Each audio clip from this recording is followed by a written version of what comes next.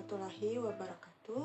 Kembali lagi bersama saya Andini Dwi Permadi dengan NPM 222201086. Pada video kali ini saya akan menjelaskan sedikit tentang adaptasi sel dan contoh kasus atau penyakit yang memungkinkan sel mengalami adaptasi tersebut.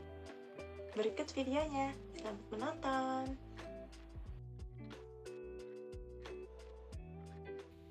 Mitokondria memiliki peran utama sebagai pabrik atau yang memproduksi energi sel yang menghasilkan energi dalam bentuk ATP.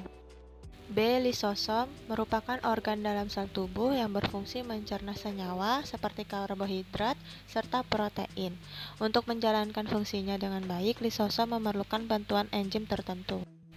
Aparatus Golgi berfungsi melepaskan sekresi pada permukaan sel, membentuk merosom serta akrosom, membentuk kantung vesikula untuk sekresi sel, dan membantu proses dinding sel tumbuhan. Ribosom, organel sel yang berukuran sangat kecil dan padat yang berada dalam sebuah sel. Fungsi ribosom adalah sebagai salah satu tempat untuk melakukan sintesis protein atau pembentukan protein. Ukuran ribosom umumnya berukuran sebesar 20-22 nanometer. Retikulum endoplasma kasar mengambil bagian dalam sintesis protein, lalu mengangkut protein ke bagian lainnya. Nukleolus, fungsi nukleolus sebagai suatu otak inti dari sel yang menutupi hampir 25% dari volume inti sel. Nukleolus mengambil bagian dalam produksi subunit yang bersatu membentuk ribosom. Oleh karena itu, nukleolus memiliki peran penting dalam sintesis protein dan dalam produksi ribosom dalam sel eukariotik. Nukleus, inti sel atau nukleus merupakan organel sel terbesar dalam tubuh yang terdiri dari 4 bagian utama. Fungsi utama inti sel adalah sebagai pusat komando yang menyimpan materi genetik dan mengontrol pertumbuhan dan reproduksi sel. Retikulum endoplasma halus untuk memproduksi berbagai zat penting seperti lipid esensial atau fosfolipid dan kolesterol dan hormon steroid. Membran sel berfungsi untuk mengatur masuknya bahan-bahan ke dalam sel dan keluarnya zat-zat dari dalam sel. Sentriol berfungsi sebagai pembelahan sel dalam bentuk benang spindel dan membentuk silia dan flagela.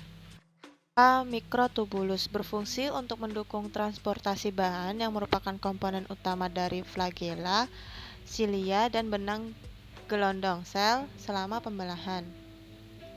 Mikrotubulus berperan penting dalam pembelahan sel karena setiap kromosom bergerak ke kutukan sumbing yang diikat oleh spindel mitosis yang dibuat terhadap mikrotubulus.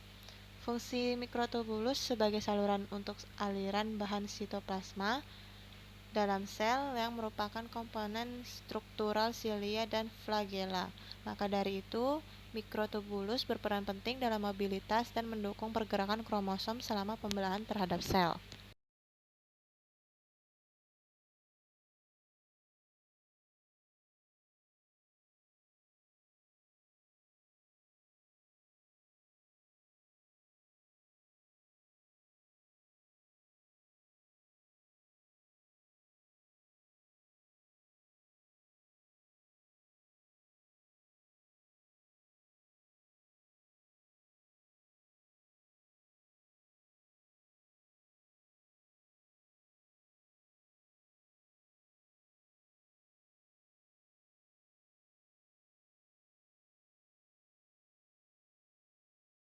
Peroksisom berfungsi penting dalam metabolisme lipid, detoksifikasi zat kimia, dan melakukan reaksi oksidasi untuk memecah asam lemak dan asam amino.